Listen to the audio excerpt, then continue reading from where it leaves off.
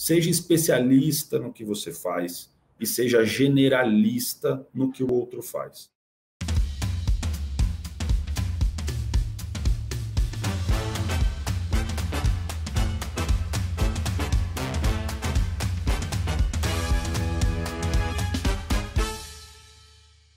Seja muito bem-vindo e seja muito bem-vinda ao quadro Minha Jornada de Sucesso, onde a gente traz aqui executivos que dividem um pouco da sua trajetória, quais foram os objetivos, os insights, os hábitos que os levaram para essa jornada aí de tanto sucesso, realmente, como a gente fala o nome do quadro.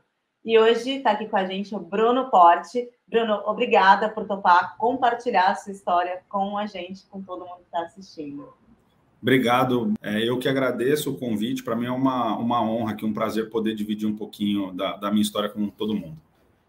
Legal, Bruno. Bom, a sua carreira, né, desde o início, foi trilhada no mercado segurador, né? Você já passou por Allianz, Liberty Seguros, pela Tokio Marine, e desde o ano passado, apenas com 36 anos, né, super jovem, você é diretor de tecnologia, operações e sinistros da Mitsui Sumitomo. Me conta um pouquinho o começo dessa trajetória, quais foram os maiores desafios que você enfrentou, quais foram os diferenciais, quais são os diferenciais para você se manter em constante crescimento no setor?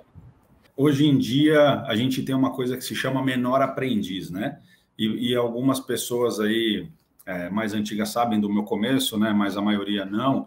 Eu comecei na AGF, não era nem Allianz, né? Eu trabalhei na AGF, Brasil Seguros, e comecei como estagiário pelo CIEE, que hoje a gente tem essa figura do menor aprendiz. Então, eu tinha ali 15 para 16 anos, quando eu comecei a minha jornada na indústria de seguros, e eu era assistente comercial de uma filial, né? Era uma das maiores filiais de varejo da companhia, e eu tive muita sorte ali naquele momento, porque a minha filial participou de um projeto piloto, onde teria uma grande inovação, né, dentro da companhia e no modelo, né, da AGF naquele momento, porque cada filial tinha sua área técnica, né, de emissão, um administrativo, além da própria área comercial, né?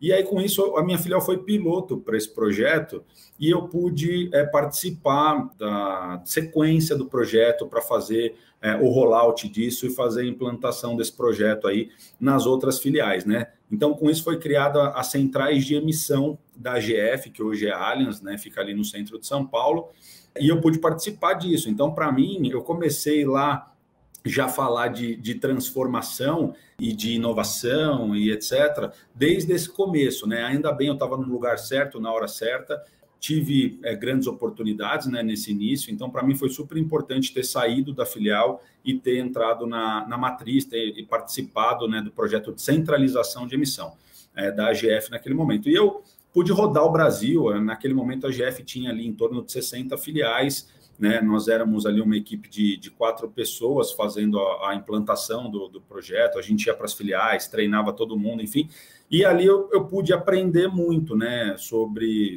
processo, pude aprender sobre seguro, pude aprender a trabalhar, né, já em equipe, né, com outras pessoas. Então, para mim, foi um aprendizado muito importante, ali com 16 anos para 17, né, depois de um ano na área comercial, ali como assistente, eu pude entrar nesse universo aí da matriz e de projetos, etc. Então, foi assim que eu entrei no mercado segurador. Depois disso, fui para a Liberty, participei de um momento super importante, né, na minha opinião. A Liberty estava expandindo a operação no Brasil, passou a abrir filiais novamente, né? Tinha um ponto ali de transformação. Hoje a gente fala muito essa coisa, né, de transformação, e de fato teve uma transformação ali no modelo operacional, novidades para o corretor, né, sistemas de cálculo, novos processos, enfim. Então, a Liberty para mim também foi um período super importante, foi uma escola e foi um momento ímpar ali da companhia, né, dessa retomada da operação, onde a operação vinha de prejuízo já há alguns anos, né, com vários problemas, e aí tem aquela renovação ali, 2003, de expansão da Liberty. Então, eu pude trabalhar na Liberty também ali, conheci pessoas fantásticas, aprendi muito, né? Eu sempre fui o mais novo, e é engraçado porque a gente brinca da dificuldade hoje, né? Eu sou um adepto de poder contratar pessoas de idades mais sêniores, né?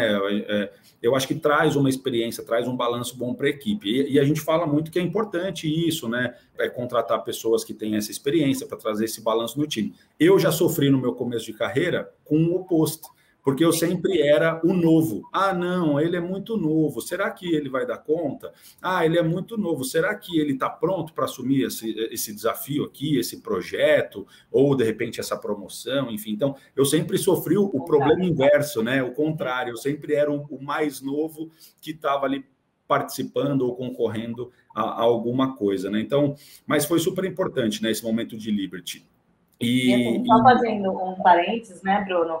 Que é um mercado que tradicionalmente as pessoas trabalham muitos anos, né? Então, assim, tem pessoas que realmente estão há 30, 40 anos no mercado. E você, super novo, realmente deve ter sido muito desafiador. Foi muito desafiador. Eu confesso que é difícil você manter, né, essa sequência no mercado, né? Então, eu tive aí ao longo do caminho, alguns processos para ir para a consultoria, para ir para alguma das... ou para mudar de segmento, ir para a parte bancária, ou para a parte até também de logística, enfim. E eu sempre fui ficando, porque eu achava que sempre tinha uma oportunidade ali, né, de trazer coisa nova, enfim. Então, eu brinco, eu falo que ao longo desse caminho, né, eu pude participar do sistema de cálculo da seguradora, que era entregue para o corretor no disquete, depois daquele que era entregue pelo CD, depois daquele que era baixado online, depois a gente fez o sistema de cotação online, né? Então tem toda essa evolução. A gente sai daquela pólice grande com o Elcom Kit gigante, né? Que a D1 participou diretamente aí de toda essa transformação. Sim. Sai daquela pólice gigante, vai para uma pólice menor, elimina manuais, guias, etc. Depois vai para uma pequenininha, aí entra no modelo digital. Então é muito legal poder ter participado ao longo desses últimos praticamente 20 anos aí de carreira de todo esse processo de transformação, né? Então isso é muito interessante e eu sempre tive ali nos lugares certos, com as pessoas também corretas, né? E sempre aproveitei muitas oportunidades que surgiram, né?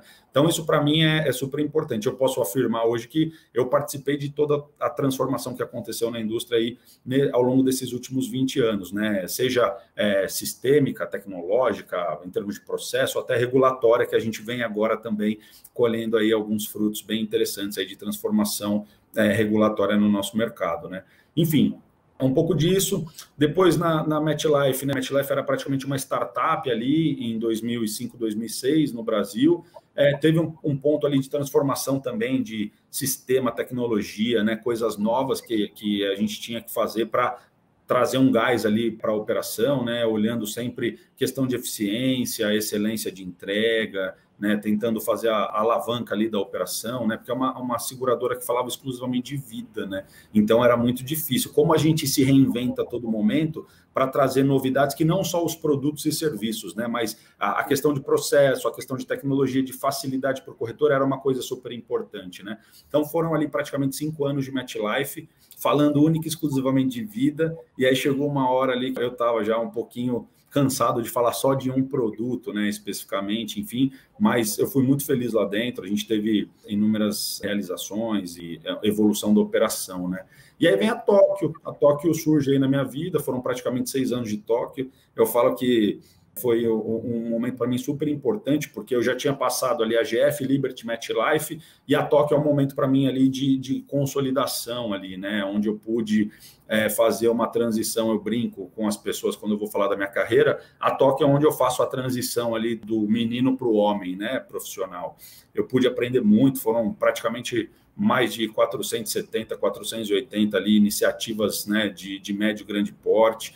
Entrei na companhia, a companhia faturava 1 bi, tinha prejuízo em 2010. Quando eu saio de lá, a companhia está faturando 4,2, 4,3 bi, com lucro acima de 120, 130 milhões. Então, poder ter participado, né, desse momento de transformação da Tóquio e ter sido ali uma peça, na minha avaliação e de alguns colegas também, né, ter sido uma peça importante, né, dentro dessa engrenagem gigante ali, desse time sensacional que a gente tinha lá em tecnologia, operações, enfim, para mim foi uma grande honra. Eu pude aprender bastante, a gente pôde fazer muita coisa nova, a gente fez muito projeto que transformou a companhia. No começo, a gente olhava muito o mercado, né? E até uma brincadeira que o Ferrara, não sei se um dia ele vai ver esse vídeo, depois eu mando para ele, mas ele falava para a gente assim, ele falava assim, olhem o que o mercado está fazendo, nós não precisamos criar nada do zero nesse momento, né? Então, a gente usava muito isso, né? O que o mercado está fazendo? Vamos fazer um benchmark aí, vamos analisar o que a concorrência está fazendo, né? De bom ou até de algo que não entregue, né, com excelência para o corretor, para o parceiro, para o cliente, enfim. E aí a gente, né, conseguiu transformar a companhia, e a companhia hoje é essa potência aí que todo mundo vê, né? Então, foram praticamente 6 anos, foi muito feliz lá dentro. E o grande ponto, Raquel, que eu tiro disso, né, assim, eu acho que é a questão de, você perguntou, né, como se manter aí, né? Eu acho que o foco é um ponto fundamental. Parece fácil, mas é difícil manter focado. Lá no início, quando eu era mais novo, de AGF, Liberty, é uma coisa mais difícil de você conseguir manter o foco. Aí você tem faculdade, aí você tem vida pessoal. Então, é mais difícil você manter esse foco, pelo menos para mim foi naquele momento. E eu fui aprendendo a focar, né, a definir objetivos. Eu acho que esse é o grande ponto, né? Então, onde eu estou? Para onde eu quero ir? Né? Então, eu acho que isso é uma reflexão super importante. Tem uma pessoa que foi importante ao longo dessa jornada, que um dia ele falou para mim o seguinte, ele chama Breno Gomes, ele é um dos diretores executivos lá da MetLife, está lá ainda até hoje, né? Breno foi super importante para mim em vários aspectos. A gente trabalhava na MetLife, tinha surgido uma proposta para eu sair e tal, e aí eu acabei decidindo ficar, e ele virou para mim e falou o seguinte, ele falou, faça uma reflexão. Você trabalha o suficiente pelo que te pagam? Você trabalha mais do que o suficiente ou você trabalha menos? Se você trabalha menos do que o suficiente, fica atento, né? Olha ali e levanta a bandeira vermelha. Se você trabalha o suficiente, ok. Saiba que as chances, né, ou novas oportunidades serão mais difíceis. Agora, se você trabalha mais do que aquilo que você recebe, né, como remuneração, né, em troca do teu esforço, do teu capital intelectual, aí saiba que você tem uma grande oportunidade de se destacar, né? Então, tenha isso em mente, né? Então, isso é super importante. E aí, nesse mesmo período aí de idade, ali entre os 19 e 21 anos ali, eu também escutei uma coisa que era o seguinte, seja especialista no que você faz e seja generalista no que o outro faz, né? Por quê? Porque as oportunidades podem surgir, às vezes, numa vertical que está ao lado, né? Numa nova área que vai ser criada.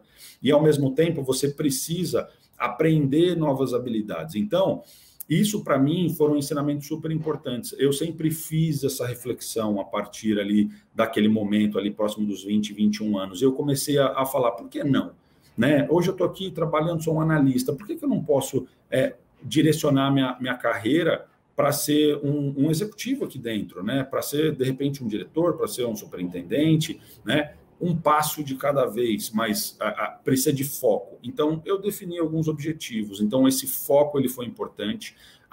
O autoconhecimento e o autogerenciamento dentro disso que eu falei de reflexão também foram super importantes. É óbvio, né, que ninguém é perfeito 100% do tempo, é óbvio que todo mundo tem dia ruim, a gente tem problemas e muitas vezes você tem problemas na vida pessoal ou, de repente, na faculdade ou, enfim, no relacionamento, seja ele qual for, amigos, e namorado, namorada, enfim, você sempre tem problemas, nem sempre todo mundo está bem, né, e às vezes a gente tem também os nossos problemas. O importante na minha opinião, o autoconhecimento e o autogerenciamento, né? Então, quando você se conhece bem e você consegue se gerenciar bem, você consegue focar e você consegue executar com excelência, com ritmo, né? Com qualidade. Então, isso é super importante. Isso fez muita diferença para mim, né? E aí, definindo os objetivos, para mim era trabalhar, né? Então, era sempre, eu ficava assim, por que não? Né? Por que eu não posso? Eu posso sim, eu vou. E foi isso que me marcou muito, né? Essa capacidade de correr atrás desses objetivos aí. E, obviamente, que eu tenho muitas pessoas que foram importantes ao longo desse caminho, pessoas com as quais eu aprendi muito, né? E eu pude me desenvolver, né? Então, isso também conta demais, né? Ter essas referências, né? Uau, Bruno, uau. AGF, vamos ver se eu anotei tudo certinho. AGF, Liberty, MetLife, Tóquio, né? Muita história, né? Você realmente viveu a transformação digital na sua mais pura essência, né? Como você falou. E, bom, puxando um pouquinho esse gancho aí, né, que você contou que você começou como menor aprendiz, achei super curioso, mas indo um pouquinho mais para frente ali, quando sua carreira já estava alavancando, assim, você já estava mais estruturado ali no setor, pergunta de ouro, né? Pergunta difícil. O que você falaria para o Bruno de 25 anos? Eu falaria o seguinte: nem sempre serão vitórias. Aprenda a lidar com a frustração. E entenda que nos momentos adversos é onde você vai tirar os melhores ensinamentos, né? Eu acho que esse é o grande ponto, porque exatamente ali entre os 25 e 30, é óbvio que eu tive uma ascensão, né, profissional muito boa, mas ao mesmo tempo eu tive que lidar com frustrações, eu tive que lidar com derrotas entre aspas, né? Então, às vezes você quer fazer um projeto, não é aprovado, às vezes você quer fazer uma iniciativa de um jeito, mas precisa ser feita de outro. Às vezes você tem que mudar de área, você tem que assumir outras coisas e fica aquele sentimento, às vezes, de estou deixando algo para trás. Então, tudo isso é muito relacionado ao que eu falei no início do autoconhecimento e autogerenciamento, mas lidar com a frustração, eu acho que é o que eu voltaria no tempo e falaria para o Bruno de 25 anos atrás. Atenção, cuidado. A derrota ela vai acontecer ou a falha ela vai acontecer. Você vai se frustrar daqui para frente, né? Quanto mais você vai subindo, acho que degrau, mais a frustração eu acho que ela acaba acontecendo em vários aspectos. E aprenda a lidar com ela, se prepare, se fortaleça para lidar com essa frustração. Acho que é isso que eu falaria para ele. Não, perfeito. E foi interessante você trazer o ponto da frustração, né? Porque todo mundo passa por isso, né? É muito como a gente lida com ela. Então, a minha próxima pergunta é se teve algum momento na sua carreira que você sentiu como se fosse um passo para trás, só que ao longo da trajetória você foi vendo que, na verdade, foram vários para frente, né? Foi um momento importante para a sua evolução. Já aconteceu isso com você? Não, aconteceu, é até curioso, né? Eu parei na Tóquio ali, mas depois da Tóquio eu saí e fui para a IG, né?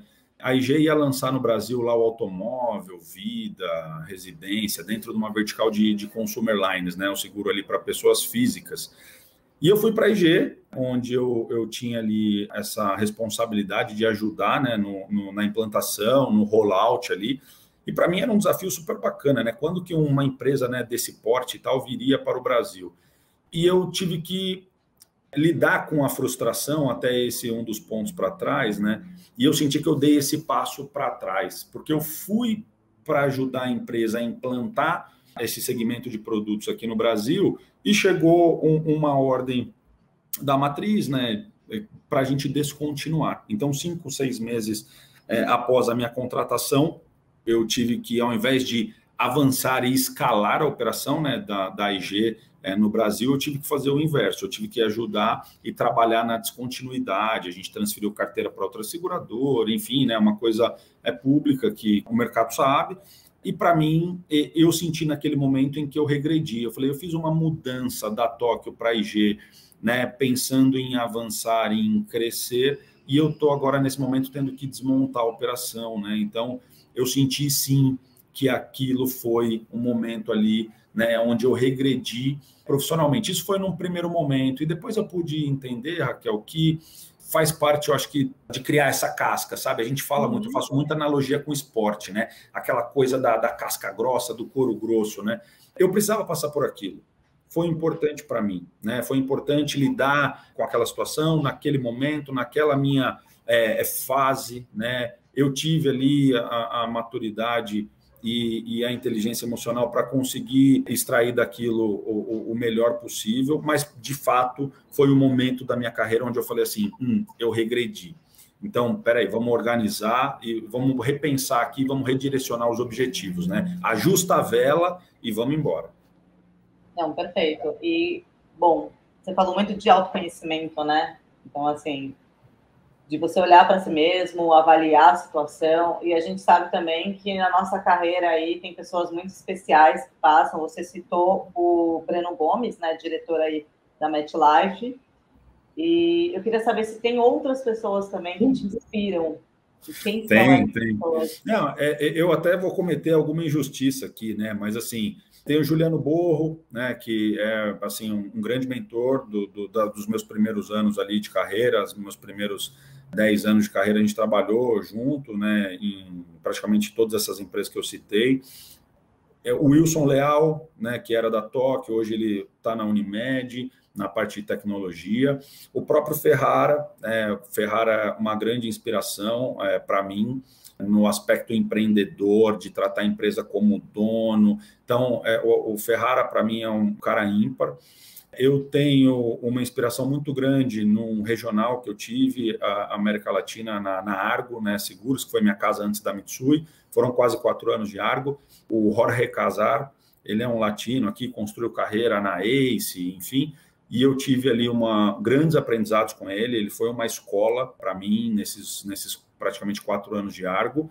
E o Pedro Permi, que foi super importante também, que é o CEO que me contratou na Argo, né? São pessoas assim excepcionais, né? Foram pessoas que me ensinaram muito, né? Que foram sempre muito cordiais e sempre foram muito atenciosas, né? Comigo, no aspecto de me ajudar a lapidar skills, a olhar para frente, a me desenvolver em busca daquilo que eu tinha como objetivo. Então, são pessoas aí ímpares, né? Que eu tive relação aí de trabalho ao longo desses 20 anos, que me ajudaram assim de uma forma muito direta, né? E sempre muito generosos comigo, todos. Não, muito legal. E agora eu queria te perguntar, na verdade, pensando em hábitos, né? Pensando até mesmo nessas skills, enfim, quais são os conteúdos, o que você consome para te ajudar nesse processo, assim, de podcasts, YouTube, pode ser alguma revista, algum livro, e assim, num parâmetro pessoal e também profissional, né? Porque Sim. você tem que tratar ali o pessoal também, até para desenvolver o profissional. Eu costumo consumir bastante conteúdo de podcast, bastante conteúdo. Agora aí a gente tem muita coisa disponível, né? Sempre teve, né? Na internet, do modo geral, mas agora a gente tem muita coisa de conteúdo digital, né? De YouTube, podcast, enfim. Mas eu acho que isso é um ponto importante para, de repente, introduzir em alguns temas, mas eu acho que nada substitui o bom e velho curso, seja ele de curta duração, média duração, enfim, né? É importante você ter contato com alguns temas para você entender se faz sentido ou não o investimento, né? De você fazer algo mais profundo. Mas, de fato, sim, né? O que eu tenho consumido bastante é coisas relacionadas a empreendedorismo, né? Eu acho que a gente tem, muitas vezes tem aquela coisa, né? Eu sou do mundo corporativo ou eu sou empreendedor? Eu acho que você pode ser empreendedor no mundo corporativo. E eu me considero essa pessoa, né? Um empreendedor aí serial ao longo da minha carreira. É uma pessoa apaixonada, né? Por tecnologia. Eu me considero ali um early adopter, né? Um primeiro a adotar as coisas que surgem.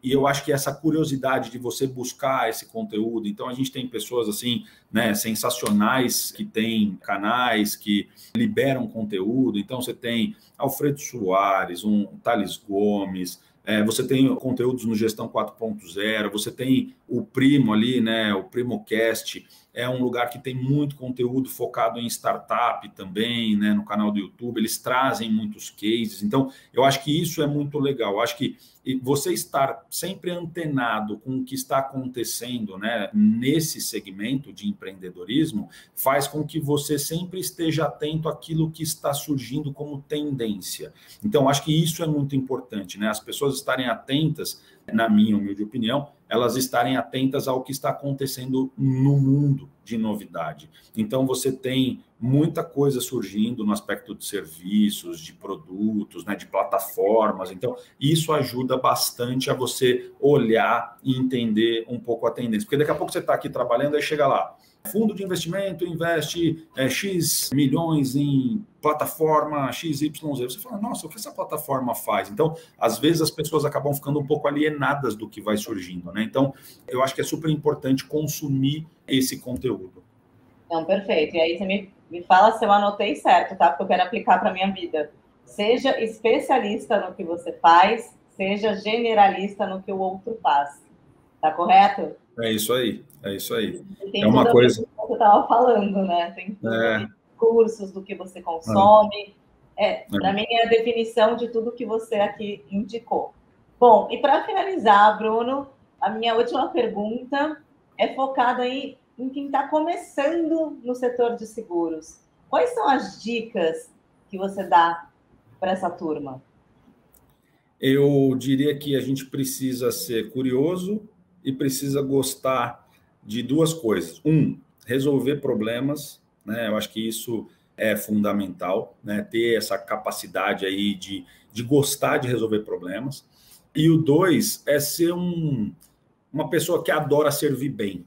Eu acho que esse é um ponto, né? Ter essa curiosidade, resolver problemas e gostar de servir é super importante. Por quê? A gente trabalha numa indústria de serviços, né? E o nosso foco é atender as necessidades dos nossos clientes. Então, nós damos proteção e a gente precisa estar lá, sempre à disposição, sempre que algo acontece nesse nosso segmento, né? Então, é super importante para a gente ter isso, na minha opinião. Seja curioso, né? Esteja atento, veja, pergunte, né? Isso é fundamental, até para aprender. E entra muito na parte do generalista também, tá? Isso é importante. Outra coisa, a solução de problemas, ela é fundamental. Eu resolvo problemas com o time todos os dias. Todo dia surge uma coisa nova. E muitas vezes a gente tem que parar, colocar o problema na lousa e achar uma ou mais formas de solução, né? Então, essa questão de solução de problema, ela é fundamental.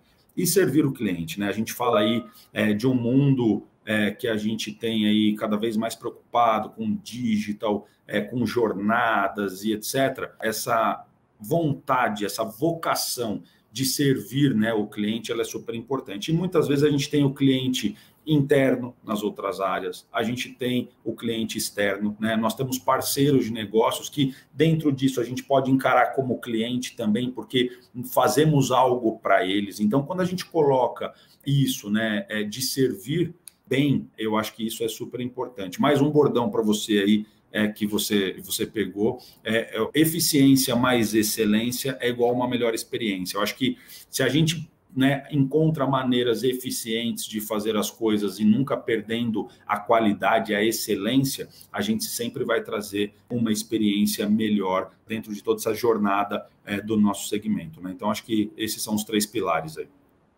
Muito legal. Bom, senhoras e senhores, aqui do outro lado. Bruno Porte. Bruno, muito obrigada por dividir tanto conhecimento com a gente, com quem está assistindo. Para mim, é um diferencial, tá? Para mim, já fez diferença na minha vida e, com certeza, vai fazer diferença na vida de muita gente. Muito obrigada novamente.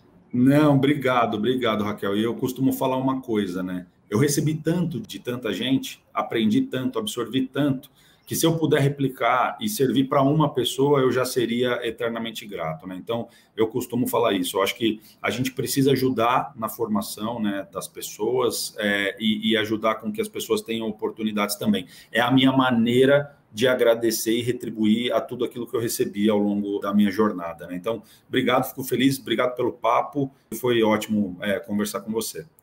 Muito obrigada. E para você que está assistindo, se você acha que esse conteúdo é relevante de alguma forma, compartilhe o vídeo, inscreva-se no nosso canal, tem sempre entrevistas com executivos, a gente traz um pouquinho também sobre transformação digital, experiência do cliente. Então, inscreva-se, ativa o sininho para receber tudo em primeira mão. Até a próxima, pessoal!